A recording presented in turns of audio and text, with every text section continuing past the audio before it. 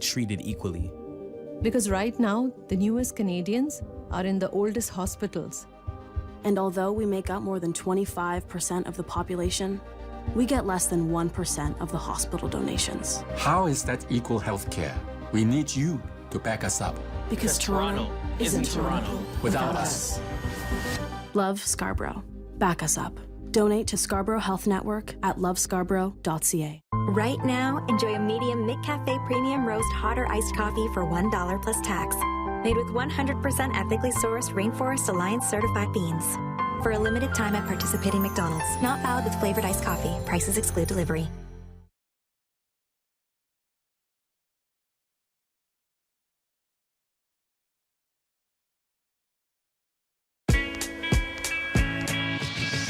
CJCL Toronto.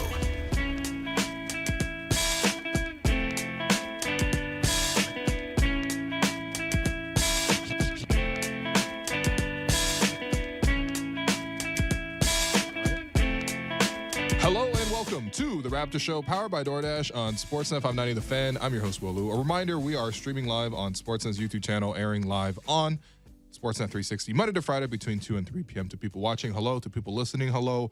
I am joined by my producer and co-host, Alex Wong. Alex, we're going to do a Friday roundtable today with our friend from Raptors.com, Vivek Jacob, who we did, as listeners know, we had to sort of cancel on him earlier in the week. But, now we're going to call the ISO. Yeah, in exchange, he's going to get a full hour with us. I'm sure he's delighted. No, he's thrilled. This is his favorite part of the week. So we'll definitely get him on the line. But the big news today coming out of Raptor land is that Scotty Barnes and Precious Achiuwa missed Rising Stars practice this morning because of the weather. They have some travel issues getting into Cleveland.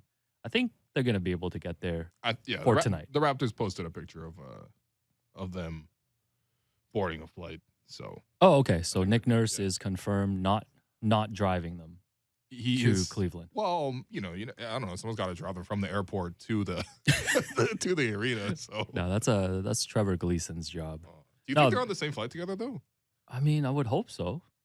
Yeah, for environmental reasons. Yeah, you're right. Yeah, that's what I meant. Yeah. Exactly, for the environment. But there's many ways to get to Cleveland. I've gone to Cleveland. I've driven there 5 hours. I've taken the Greyhound with friend of the program, Blake Murphy. Somehow I don't think Scotty Barnes is going to take the Greyhound. I mean, as a last resort, they might have had to. Are they still running Greyhounds? I'm actually not sure. Maybe Megabus? Yeah, Megabus was... Have you ever been on a Megabus? Yeah, for $1 to go to Niagara Falls. Oh, you actually caught a $1 deal? Because they always promote it for $1. I know. And I'm always paying like $50. I can't believe you're looking at me asking you if I caught a deal. Yes, I caught a deal. Oh, okay. Yeah, sorry. That's right. But yes, we do have Vivek Jacob of Raptors.com joining us on the line right now. Big V, how's it going, man? Not bad. Thanks for having me on, guys, for the whole hour. I'm excited. Yeah. We're just as excited. I was telling Will before we came on, this is the empty Arena 3. Because during the empty arena era, we've just pulled up chairs, the three of us, and sat in section 116. Yep. And we've had a lot of great memories. Mostly I just remember Will screaming and letting Fred VanVleet know that he made the All-Star team. And that's about all my memories. Do you have any favorite memories, V? Well, there was this certain game where OG Anunoby wasn't performing up to expectations. The Nuggets game? Against the Denver Nuggets. And Will was losing his mind. That was, par for the course, but also, very entertaining. And in an empty arena, it kind of stands out. It did? Oh, damn.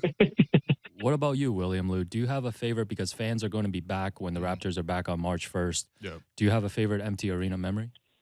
So many. I think just from the first game, it kind of took me back to covering my first ever game. I didn't really know what to report on, what to do, just because it was so empty, so weird, so started just counting the amount of people I was seeing in the concourse area and in the there was nobody in the concourse area actually, but on the court and everything like that. And I think I got to 100 for 15 minutes before tip off, which is just illustrates just how strange the whole experience was. Eventually we got fans, which was nice, just a small tiny section of fans. I think people were able to show out, but no, I think my favorite part is probably just seeing you eat what? the same meal every single time at the arena. Okay, yeah. Shouts to the spicy buffalo tenders. Yeah, That, as I always tell V, is a little bit too spicy for me. come on, man. But my other favorite part of hanging out with the two of you is talking about Raptors basketball That's and right. picking your brains because you are two of the most knowledgeable in the biz about the Toronto Raptors. So with them on at the All-Star break, figured I asked you guys some big questions today. Let's just kick it off right away. I'll start with you, V. So the Raptors are 32-25 heading into the All-Star break. They were projected to win around 36 games based on the preseason over-unders. So I'll just put it to you simply, V. Has this season, regardless of what happens in the second half, has this season already been a success for the Raptors? I think without question it has. I think at the top of the list, you would have asked, and you look, this is the thing, I look at it from an individual perspective. You would have asked, can Pascal Siakam return to an all-NBA level? Absolutely, he's done that. Can Fred VanVleet take over the reins from Kyle Lowry and lead this team? He's an all-star. He's in Cleveland. Absolutely, he has. What is Scotty Barnes going to look like? Is it going to look like the Raptors made the right decision going with him over Jalen Suggs? So far, it's looking very good. And then you look at the team overall. They're winning. They're right in the mix for the playoffs. Nick Nurse is doing a great job. You're learning a lot about what both the strengths and the weaknesses are of, playing a bunch of 6'8", 6'9" guys, and that's going to help them fill out the roster in the future. So looking at all that, I think it's an unquestioned success. What do you think about that, William Liu? I think, yeah, well, it's great. You asked me this question yesterday because we do the show every single day, and I think I gave the Raptors an 85 out of 100 in terms of satisfaction so far on the season.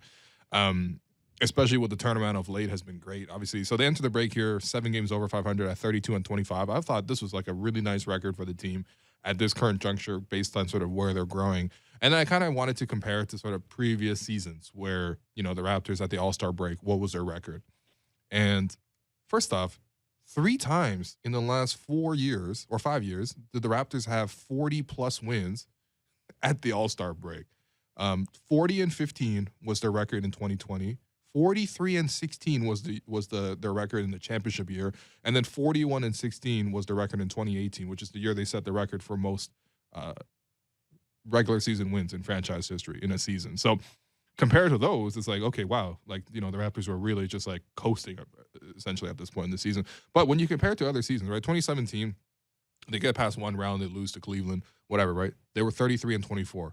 Right, so comparable to this year. 2016, when they won 56 games, 35-17. 2015, 36-17. That year, they really fell off after the trade deadline and after the All-Star break. I think Kyle got injured and just wasn't right the rest of the year. And then 2014, they were 28-24. So basically, they're kind of somewhere in between where, like, they're clearly not at that, like, 60-win level, like, potentially contending for a championship, winning the conference level, but they're in that next tier. And I think that for this current group, based on what Vivek was talking about in terms of all the things that have hit for them so far this season, I think you have to be pretty happy. And I see in your notes here, Alex, that in order to finish with 45 wins, what do they got to do? Yeah, so for the last 25 games, they just need to be 1 game above 500. They just need to be 13-12 for the remainder of the season. And I think if we told you before the start of the season that this Raptors team was going to be in the 45 win range, everybody would have taken it. That was the upper range of what I thought was possible for this group. Yeah, and now this is just like if they go 500, they will win that. Yeah, and you mentioned earlier this week about the strength of schedule. Yeah. Like, this is actually a very realistic goal for the Raptors. And I think this is almost at the low end of the goal, given how they've been playing 9-2 in their last 11, which is kind of why I think we have all of this optimism. But the problem is the Eastern Conference is very bunched up at the moment. The Raptors are in a play-in spot. They're in 7th, but they're also only 5 games back and 4 back in the loss column of first place, which is being occupied by the Miami Heat and Chicago Bulls. They're both 38-21. So right now, the top 6, I think reaching the top 6, we can all agree, is the goal for this team. Yeah. Miami, Chicago, Philadelphia, Cleveland, Milwaukee, and the Boston Celtics occupy those top 6 spots. V, I'll start with you. Of those 6 teams, is there a team that you're looking at where you're saying maybe that's the team that the Raptors can catch? Realistically, I do want to see if the Boston Celtics can keep this up. Now, obviously, they've gotten really hot and they're playing great defense. The Derek White addition is huge. So, but the one thing I will say is they have, over the course of this Double J era, is they have teased, and they have teased over and over again. And so, can they keep this up over the final 20-plus games of the season? If not, they're the ones to catch for me. When I look at Cleveland, their defense has proven to be real all season. They've added Karis LeVert, who I think stabilizes that backcourt because of the injuries that they've had. So I think that's a team that I think is okay and is kind of safe. And then you got to worry about Brooklyn because obviously once Kevin Durant returns, to me, they are the biggest threat to get into the top 6. Yeah, and I think the other way to look at the standings too is that I know we're focused on if the Raptors can get into the top 6, but they're also pretty much guaranteed at this point, I would say, at least a play-in spot. Because right now, the Raptors, Nets, Hornets, and Hawks are in the play-in, and the Raptors have 25 losses, and the 11th seeded team, Washington, has 31 losses. So that's a lot of losses to make up with not a lot of time remaining in the season. But sticking with the top 6, Will, maybe we can talk about the Sixers a little bit, because I think that's another interesting team. They're 35-23. We know that they just acquired James Harden. He has not played for them yet. We saw the Sixers. I mean, this week they had a really embarrassing loss at home against Boston, but a really impressive win against the Milwaukee Bucks last night. When you're looking at the Sixers, I think all eyes are going to be on them in terms of which way they're going to be trending. How do you see this Joel Embiid, James Harden experiment working out, at least for the rest of this season?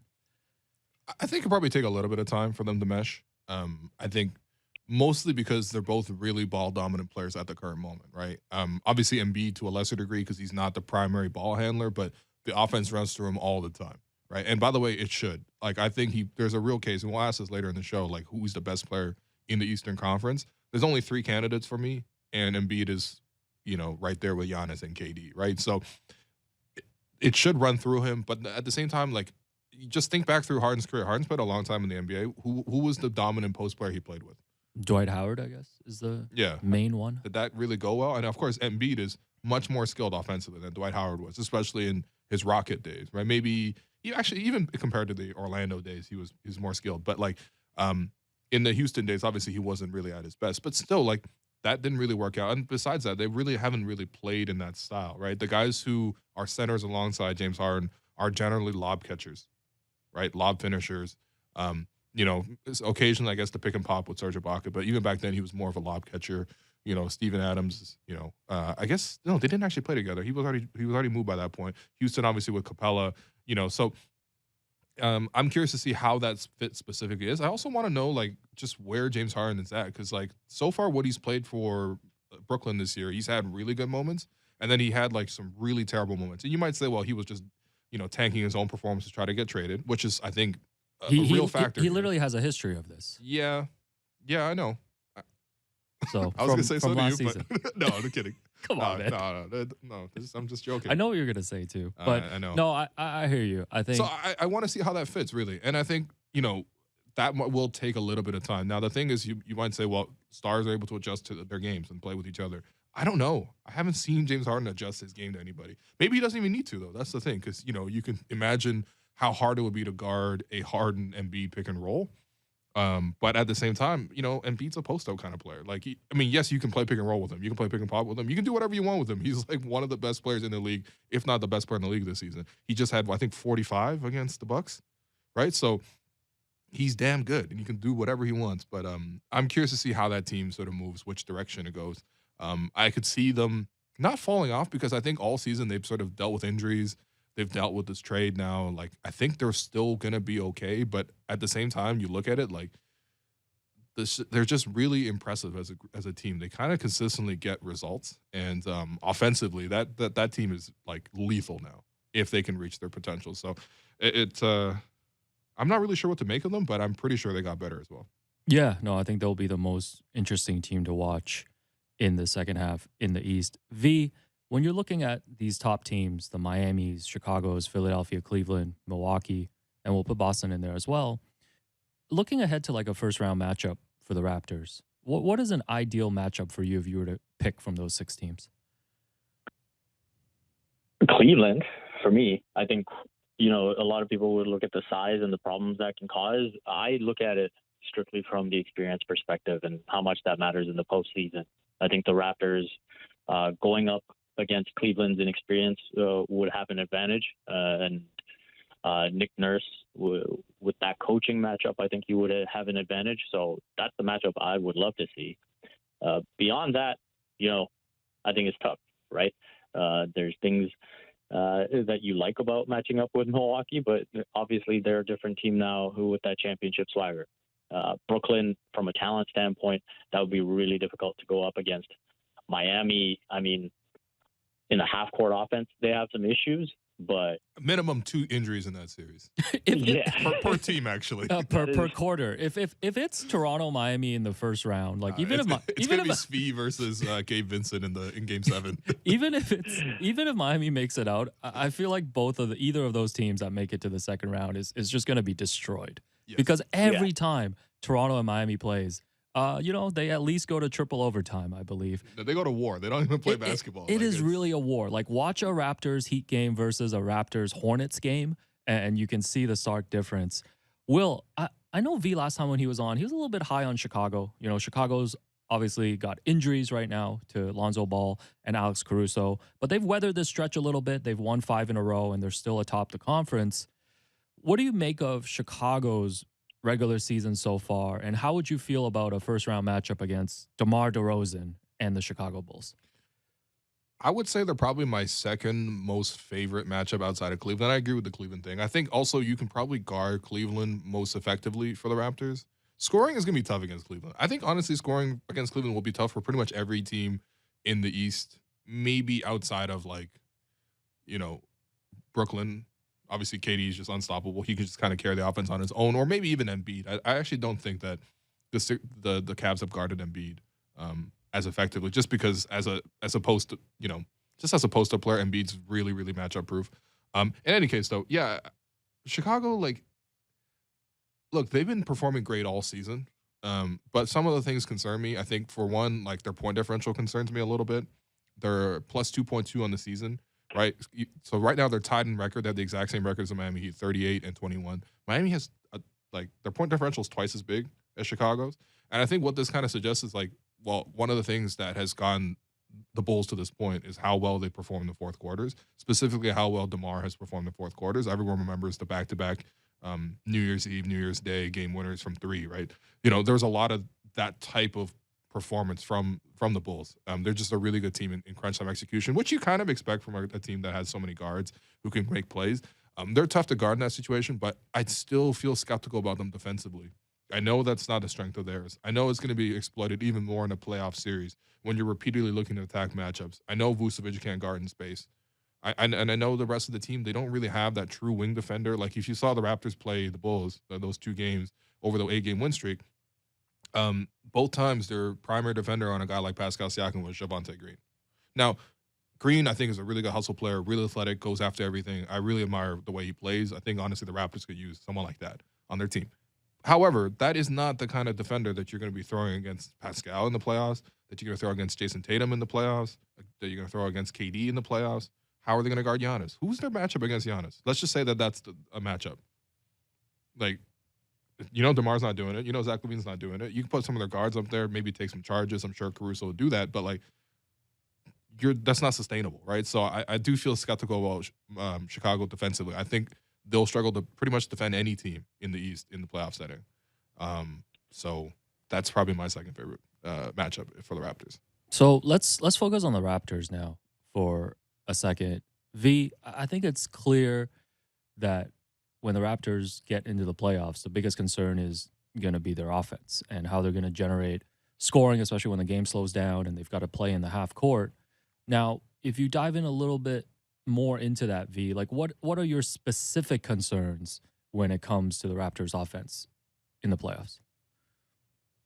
Well, I think we've seen some of it of late where you're going to see bodies shown to Pascal Siakam, to Fred VanVleet, force the ball out of their hands, and then they'll live with whatever Gary Trent Jr. is doing on the night, or OG Anunoby, and trickling down from there. I think that would be the game plan as an opponent in the postseason. And so you have to be able to respond. And again, we've gone through the lack of shooting on this roster. And so if one of Gary or OG aren't clicking, then it makes it really tough. That's how thin they are when it comes to their shooting. It's not even good enough that one of them are on, right? Because in terms of dependable shooters, is Fred VanVleet, Gary Trent Jr., OG Anunoby. Pascal Siakam has been pretty solid this season, but obviously he's going to have the ball in his hand. So those guys, when the ball gets kicked out to them, how do they respond? How much can they help alleviate the load that's on Pascal? That would be my biggest concern in the postseason. Yeah, I'm not that concerned because, Precious Achua is good for a corner three every fourth quarter. Yep. And Chris Boucher, that's 6 points right there while Fred sits on the bench for 2 minutes per game. So I think all those concerns are cleared. But, Will, when you look at this Raptors offense, do you think there is, based on the makeup of this roster, because we don't expect it to change between now and the playoffs, can they tangibly improve to a point where the offense isn't a concern? No, I mean, the offense is what it is based on the talent and the personnel. I actually think the Raptors have gone very close to the most out of these guys offensively that they can. The guys that I think that you can maybe get more from is with Scotty. I think there's two different Scotties. There's the Scotty that just takes over and scores 20 and just has a dominant quarter where he scores 15 in that stretch. And then there's just a regular passive Scotty. Right? The rookie Scotty. Yes, yeah. But there's another level with Scotty that you can get to sometimes, right? So I want to see how that happens. But when it comes to Fred, when it comes to even Pascal, OG, even with Gary, I think these guys are fairly close to maxed out offensively based on what they can do right now in this season. Maybe some offseason work, you can see guys improve, but I think during the season they're actually doing really well. Career years across the board for everybody. Now, the offense for me, the two concerns I have is, one, I'm pretty sure teams will zone this team quite a bit, especially when they go to that bench. Now I think you bring in Thaddeus Young, he can kind of unlock a couple of things, make a couple of cuts, but I mean, over the course of a 7-game series, you're going to eventually stop successfully backcutting people. Unless you're like the Warriors and you got Steph coming off a dribble handoff and everyone's going to be panicked towards him and then Draymond slips or Looney slips or something like that. The Raptors aren't on that level. We know that. So I'm afraid of the zone. And then the other thing I'm afraid of is just certain teams, like the Celtics, for example, will go to a switching defense where they're not necessarily trying to double. Actually, one of the big stats I saw that surprised me of late is that Pascal and Fred are two of the most double-team players in the entire NBA. Now, some of this comes down to the personnel, right? As V mentioned, there's not much shooting. But still, they're double-teamed a ton. I think Fred is top 6, and I think Pascal is 13th or something like that. But it's surprising. For example, LeBron gets less double teams than these guys. So that blew me away. But in any case, these guys get doubled a lot, and they're able to use that specifically to play out of it. The Raptors are actually quite efficient when Pascal is doubled or when Fred is doubled because they're really good passers, and they've done a really great job of sort of making sort of plays around them. When teams stop doubling them, then you kind of, especially with a team like the Celtics, who like to switch everything, keep everyone in front. They have a lot of wings. Now they got another one in Derek White. When they go to the switching scheme and they force guys to score one-on-one, that's where I actually do worry about the team's offense. I think, obviously, Pascal can get you a bucket one-on-one, right? I think Fred can do it in certain matchups as well, but he definitely needs more of a mismatch to do it. And, there are certain counters that you can always do against a switching team, but ultimately what you're looking at is a situation where if they really start to switch and they're able to keep their man in front, and it really comes down to one of those grimy kind of sequences where you got to really generate offense, that's where I do worry about the team, is actually when you come up against switching defenses. And to be honest, there's not that many in the East. I think Boston is the most prominent one. Brooklyn likes to switch, but it's mostly because they play lazy defense. Also, I think you could be able to score on Brooklyn. That's not a concern. But Milwaukee's not going to switch all that much. And they can, but they don't really want to. I guess Chicago can kind of do it with their guards. I'm not too worried about scoring on Chicago. But Cleveland doesn't really switch. You look at Miami.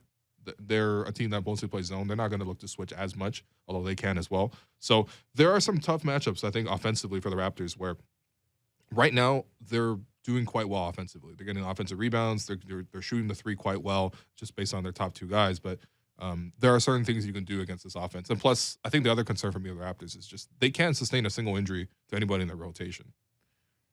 Because I think with some of these other teams, with the star type of players, they're able to do more if guys are coming out of the lineup. Like, it doesn't really matter who's in for Philly or not. As long as Embiid's in, they're going to win, right? Same thing with, like, Giannis and the Bucks. So I don't know if there's that one singular player for the Raptors that can kind of sustain an injury like that, especially if you know, just knock on wood. But if anyone in the backcourt's missing, you're really, really toast.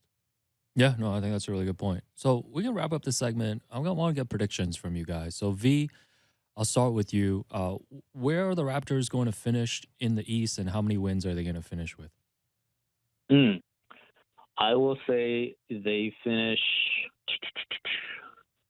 8th in the East, and that they finish with 43 wins. Okay, so they'll play like around 500, just below 500 for the rest of the season. What about you, Will?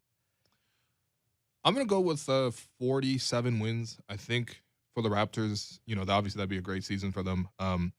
You look at just the remaining schedule, they have the 24th hardest schedule. So I guess like the 7th easiest schedule remaining. They play Orlando twice, Houston again, you know, Pacers, Spurs, Knicks. You know, they play the Pistons, although you know how that goes. That's probably a loss. That does, actually. honestly, we got to do like a 3-hour show around that game because that's a must win for Nick Nurse's coaching legacy. Nick just got to do a 3-hour practice plus 3-hour film session afterwards. That's a must win. You know, Dwayne is already prepping for that game. Yeah, that's what he's doing during All-Star Weekend. So, yeah, though that based on the easier record and also just based on the fact that if the Raptors stay healthy, I think they're actually probably like 47 is actually fairly reasonable for them. Even though coming into the year, that would be like 12 wins more than their over under.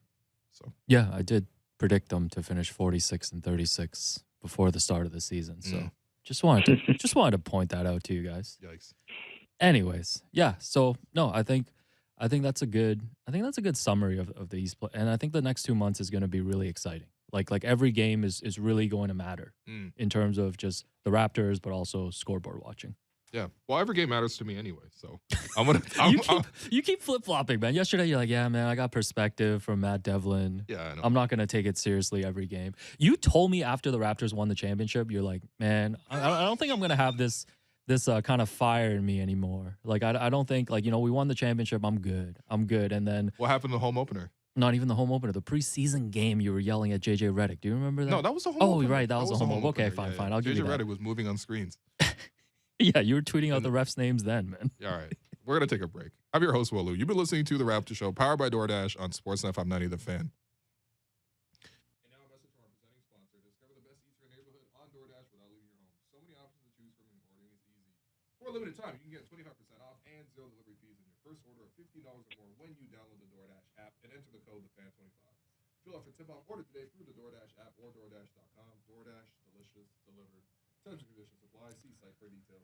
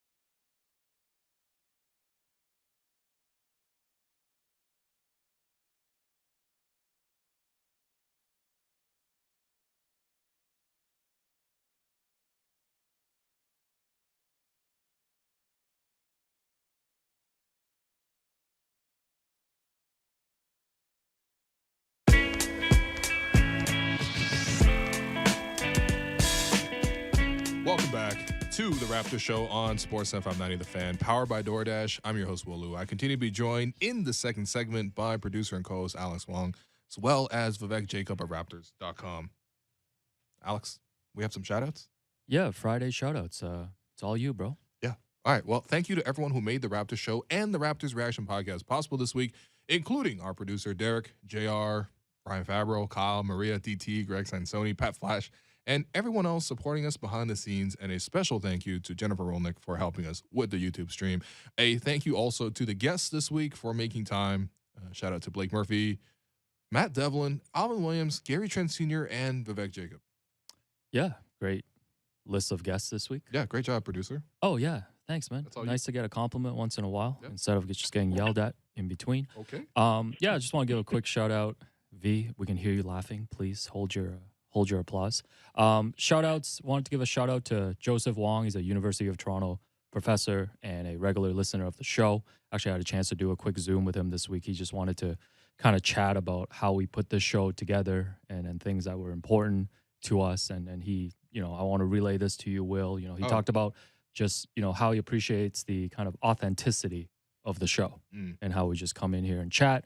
Wanted to give a fan shout out to Marlon Guerrero, who's sent a lot of very kind messages to us on social media. Marlon's actually in Mexico City right now, where she was born, but she did move to Canada as a teenager and became a Raptors fan because of Vince Carter. So shout out to Marlon. Shout out to all the fans who continue. Shout out to Mexico City. Shouts Elite to- City. yeah. I know you and I both went. CDMX. Shouts to CDMX. Actually, though. Shouts to Will Chan. That's an OG fan Actually, though. from Run It Back. I think it's the same Will Chan that's in the YouTube stream. I think he's using the full William now, but Okay, so if it's a different Will Chan, shouts to two Will Chans. definitely a very unique name, Yeah, just like Alex Wong. Did you know earlier this year, CBC emailed me with a radio request because there is another Alex Wong who's a doctor. Yeah. And they said, hey, Dr. Alex Wong, would you be available to talk about the new Omicron variant? You should have said yes. You And, should have said the solution to the variant is to buy cover story. Yeah, I think I did say that, but I screenshotted it for my dad and he was not impressed. I was like, this is the only time you'll see me referred to as a doctor. He's like, all right. Anyways, shouts to Takashi Yep. from Japan. I know we course. regularly shout him out because we are the most Utah-friendly program. Yes. But shouts to Takashi. Everybody should follow him on Twitter, KC_Shibata, SHIBATA. He covers the Raptors and obviously offers a perspective from Japan and with coverage on Utah. Let's get Utah back in the rotation and running in the second Oh, half, I thought you meant you're gonna book him again because I've actually officially run out of questions to ask you. Yeah. The only as we mentioned, this is the most Utah-friendly program in the English-speaking world, and yeah, like I think I've over the course of 3 separate individual one-on-one sit-downs, I don't have anything else to ask him. But I would, if you do set one up, I will find a way. And that ramen thing is still the only it's still booking hopeful. the only Still booking I'm TBD. doing is a table for you and Utah at Ramanish. Ooh. We don't even know each other like that. Yeah, I'm challenging Ramanishan. Ramanishan, somebody, if anyone's listening, step up and make this happen because I clearly what can't do you make this want them happen. to do? It's not us. Next time Utah walks in, just call me? Yeah, you hit me up. Like I'll pass you. I don't know, man. I give up on this.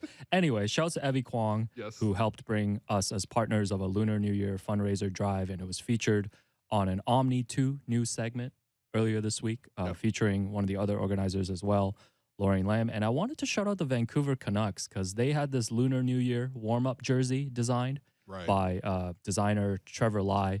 And I actually hit up Vancouver Canucks PR and just said, yeah, I'm Asian. I'm Chinese. okay. And so is my so is my partner in crime, Will Liu. And they sent us 2 Lunar New Year T-shirts. So appreciate That's that. very kind. They look amazing. Yeah, And, name your 3 favorite Vancouver Canucks players of all time. Oh my God. Okay. Yeah. Luongo, the goalie. Okay, yeah. Daniel Sedin, and Henrik. Sedin. Oh, okay. There we Wow. go. Cheat Boom. code. Easy. Cheat code. Shouts Easy. to the Mark Messier. Yeah, Trevor Linden, Sergio Momesso. Mark Messier was there for a little bit. Anyways, Who are these people?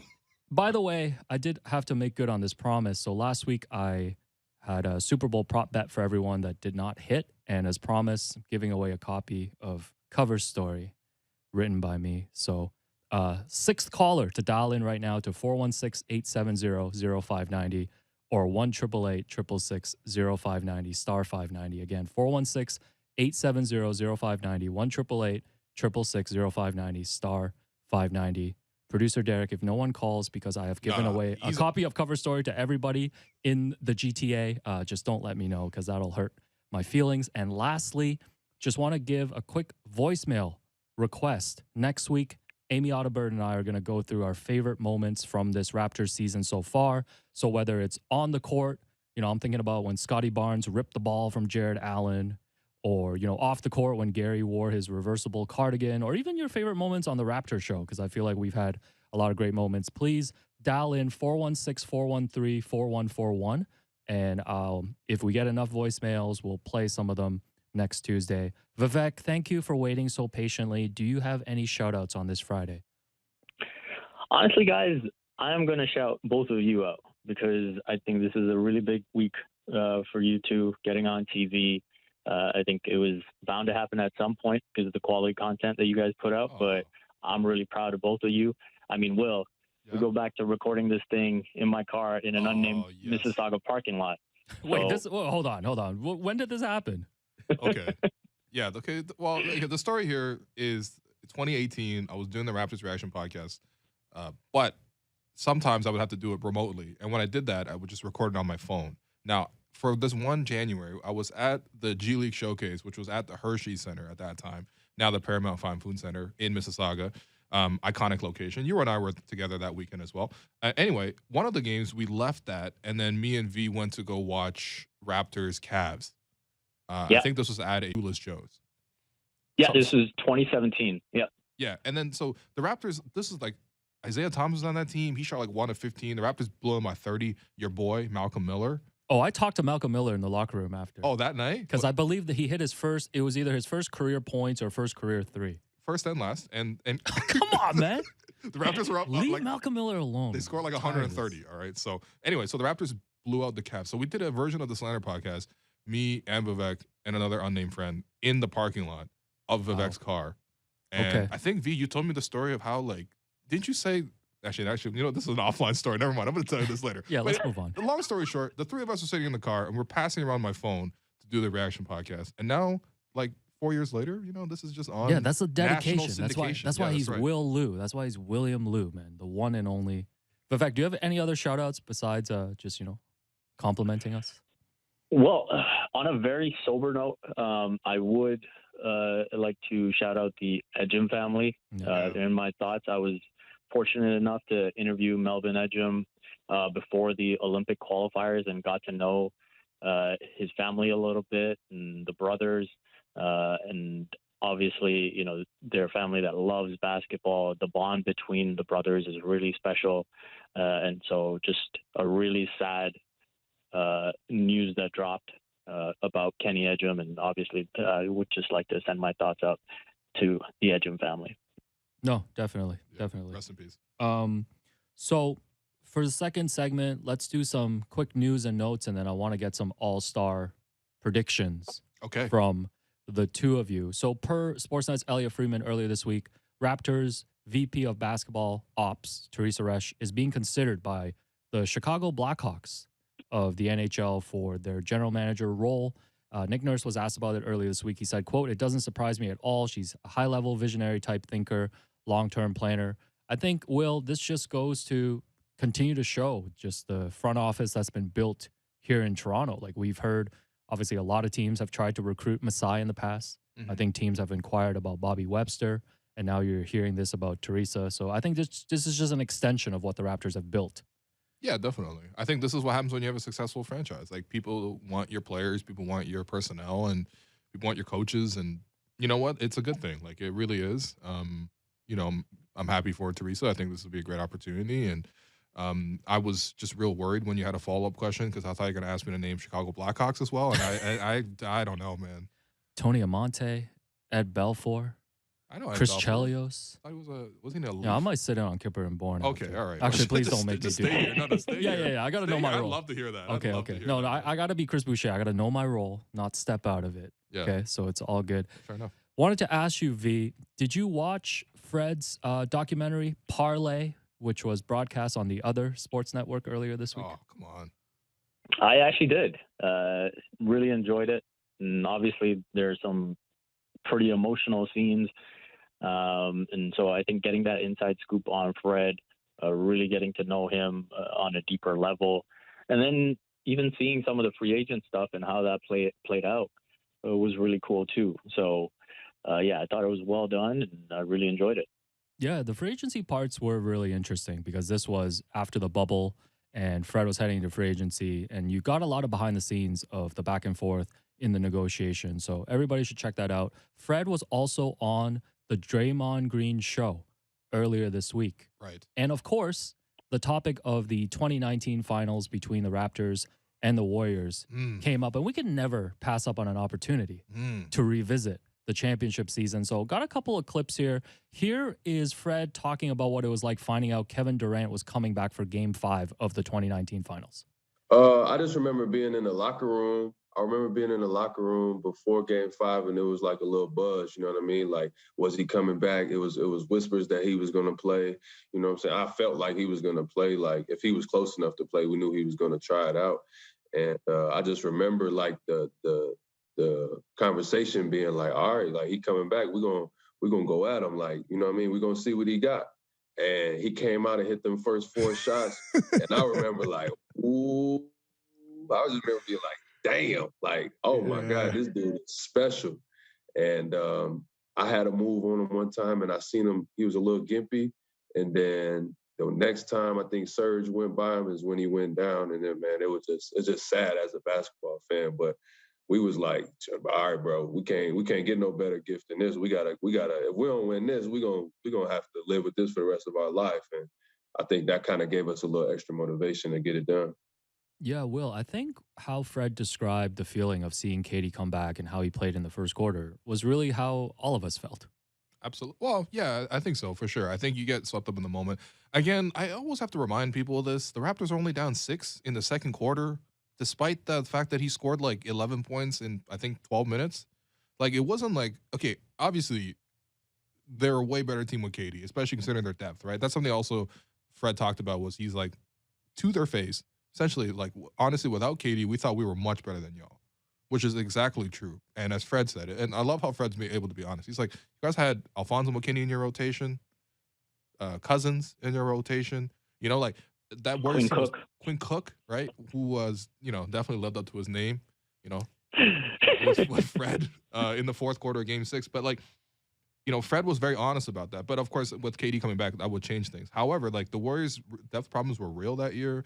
They struggled against other teams, even with KD in the lineup. And again, after that play, the Raptors were only down 6 with KD going off like to that degree. So obviously that would have, you know, it's a great what if for sure, but it's not, I don't know, the facts don't necessarily match specifically the outcome of the game. It's not like the Raptors weren't competitive. It's not like KD came back, the Raptors were down 20. That's not what happened. Yeah, and I think Fred made a really good point saying that they were a better team than the Warriors without KD, especially in that first 4 games. I predicted Raptors in 5. Yeah, the Raptors could have easily swept that series. I was looking back at the first 4 games when the Raptors went up 3-1. I believe the Warriors won like 3 quarters. Yes. Like the Raptors won like the rest of the quarters. And it was clearly the first 4 games. The Raptors were the better team. Now, the conversation in the podcast went towards Draymond asking, well, Draymond didn't ask. Draymond thinks that the Warriors would have won if Klay Thompson didn't get hurt in Game 6. And here's Fred's response. I don't agree with that, but at the same time, I could see that argument. You know what I'm saying? I could see that argument. He, like, him in those Game 6s, he got a super catalog of, like, those crazy games where it's hard to beat him. I felt like we were a much better team than y'all without Kevin.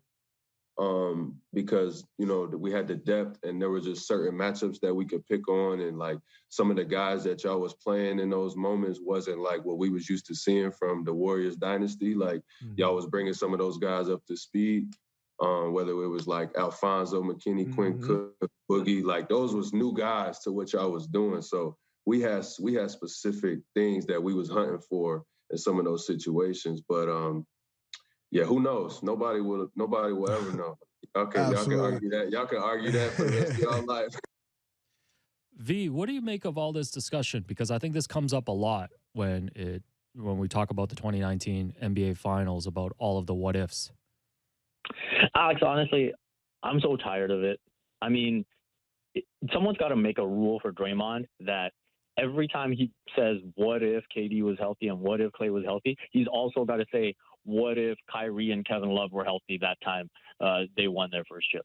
What if Chris Paul was healthy that time that they got past the Rockets? I mean, these things just happen in sports, and it's just a part of the game. And the fact that we're here in 2022 still talking about this, I mean, he's got to let it go at some point. He probably never will, knowing the type of guy he is. But at this point, I'm pretty tired of it. Man, that's why we call him Spicy V, man. Do we? Yeah, I mean, I do. You don't? Okay. What do you call him? Just V. Oh, okay. Vivek, yeah. Sandals V. No, yeah. What if Kawhi stayed and the Raptors are going for a four-peat right now? I knew you were What if they were going for a four-peat right now? Anyways. No, here's the last thing on this. I actually went through and looked at all the box scores again just to double check. Out of the 6-game series, the Warriors won 5 quarters. Yeah, quarters in 6 games. Yeah, Toronto without 5 KD, out of 24 quarters. Without KD on the Warriors, the Raptors were clearly a better team. So on that second point about how the Raptors would have lost if Klay stayed healthy, I don't agree with that. I'm willing to entertain them coming back from 3-1 if KD stayed healthy. But back to V, I mean, this is just playing the what if game because you could do that for every single season in NBA history. But that's the thing is, I don't want the title to be remembered as the year the Warriors didn't win because. But that's not how we remember it in Toronto. Of course, but only in Toronto is that we're called like that. I don't think the Raptors get that same kind of credit elsewhere. But I mean, listen, it is what it is. Yeah, you've got your replica championship ring. That's the thing with Fred. Forever. That's the thing with that's what Fred said. He's like, he can debate all you want, but like no, but he got the ring forever. So you can't take it away from him. I think it was the happiest moment, maybe of my life so far. Wow. Okay. Yeah. I don't have kids. I haven't been married, so like. I guess this is what it is so far. Yeah, the best is yet to come. Can't wait till you turn 30. Anyways, we got 5 minutes left. Let's go through this All-Star weekend. Lots of Raptors featured on Friday, which is today, Saturday, Sunday, over this weekend. So Scotty and Precious are going to be in the Rising Stars game tonight, and Scotty is participating in this clutch challenge as well, where a bunch of the Rising Stars guys are going to replicate all-time playoff moments. Unfortunately, they're not going to make them try to replicate Kawhi's 4-bound shot at the arena for 8 hours. So I want to hit you guys with some quick over-unders, and we can revisit these next week when Will is not here on Monday. So let's start with you, V. Number of no-look passes from Scotty Barnes in the Rising Stars game tonight. I'm setting the over-under at 2.5. What are you taking? Well, I'm going over. He's going to go every single pass that he's going to try is going to be a no look. Actually, you're probably right. This might be the easiest bet ever. I'm changing the line to 11.5. Okay, so 2.5 is the over. Will Precious Achiuwa number of dunks in the Rising Stars game tonight over under 3.5? Didn't they change the format a little bit or something? So there's not like the regular number of possessions. But I would. You're gonna talk about possession? No, you know what? What is wrong with you? Precious's game is very ideally built for this kind of scenario. He's gonna have lots of dunks. I'm gonna take the over as well. I thought, by the way, you're gonna talk about just Scotty and the number of no-look passes just in the skills challenge alone. Oh, that's right. He's gonna be doing no-look passes through the hoops and stuff, man. Yeah. So Scotty Barnes is paired with Kay Cunningham and Josh Giddey in the skills challenge. They're going to go up against 2 other teams. There's a sophomore team, and then Giannis is bringing his 2 brothers, Alex and Thanasis. Giannis won a championship and is like, I'm just going to do side quests now. Like, I'm just going to do whatever I want. I respect it a lot. Oh, I respect it so much. This is going to be like when you bring my brother on the show later in the season for no reason. Let's go. I'm going to wear a Seth Curry jersey for that. So, V, who are you picking Scotty Barnes' rookie team to win the skills challenge? I think I will go with Scotty and Giddey and Cade Cunningham because when you look at Cavs, they're going with the bigs alongside Darius Garland, so that could be a bit of a problem. Then you look at Giannis and his 2 brothers. Obviously, Giannis is a special player, but after that, there's a bit of a drop-off. So I will go with Scotty and Giddey and Cade Cunningham getting it done. Here's the thing. I'm actually going to pick the brothers. Okay. Antetokounmpo brothers. It'd be a great story too, but yeah. You got to take this. Whoever wins this competition has to take it the most seriously. I think Giannis's family will take it the most seriously. I like that. To be honest, like, okay, we can clown these guys, but like these guys can dribble through like 3 cones and then shoot a 3. Yeah. No, that's fair. I'm going to give it to them. They're going to work really hard for it. Okay, that's the most coverage we're going to give the skills challenge. Yeah, seriously, wow, this is tough. Couple more things before we run. So Fred VanVleet is in the 3-point shootout contest on Saturday, and per an offshore betting site that I pulled up, he's actually favored to win. He's going up against Patty Mills, Trae Young, Luke Kennard, Desmond Bane, Zach LaVine, CJ McCollum, and Karl Anthony Towns. I'm going to pick Fred to win. Yeah, I mean, he's shot the three better at a high volume than all of these guys in the contest this year. Literally, he's been the second best shooter in the NBA this season outside of Steph Curry. That's not even an exaggeration. Like, he's made as many threes as anybody else, and he's shooting like 40%. And also, my only question is, are they going to have Herbie there to hit Yabba Dabba Doo after every single three? Well, if not, we'll have you there, because another favorite empty arena memory is you screaming Yabba Dabba Doo, somehow timing it exactly as it drops after every Fred basket. About 30 seconds for you here, V. The last over-under for you, Fred is obviously in the All-Star game on Sunday. I pulled up the minutes from last year's All-Star box score, and the lowest minutes was Mike Conley at 12 minutes. I'm setting Fred's over-under on minutes played at the All-Star game at 14.5. What are you taking? Unfortunately, I'm going to take the under. I just think there's a lot of guards. And, I think there's just a lot of players who will get the opportunity ahead of him. So I think Fred will be happy to, make the appearance, but I don't think he'll get too many minutes. Yeah. Well, yeah, I know. Will thinks Fred's going to play 43 minutes. I don't think he's going to play 43 minutes, but I think that, like, when it comes down to winning time, and the last couple All-Star games have been kind of competitive when it comes down to winning time, you want a defensively sound guard because, they're going to just place, like, target whichever weak defender. You put Trae out there, he's going to be in every highlight. It's entertainment, man. Yeah. It's going to be entertaining when everyone dunks on Trae Young, which is why Eric Spoelstra is going to call timeout and put Fred in. I'm telling you. Yeah, Nick Nurse is going to petition to coach the second half of that game. Listen, V, I really appreciate you as always, and look forward to speaking with you next week. Yo, can you sub for the game tonight? Okay, man, let's talk about our men's soccer team off air, man.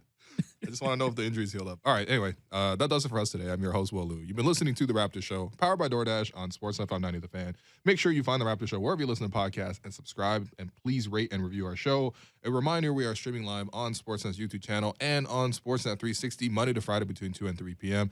Thanks once again to my producer and co-host, Alex Wong, to our guest, Vivek Jacob, to our board producers, Derek Van Dale, and Jennifer Rolnick for helping us behind the scenes with the YouTube stream. I will talk to you soon.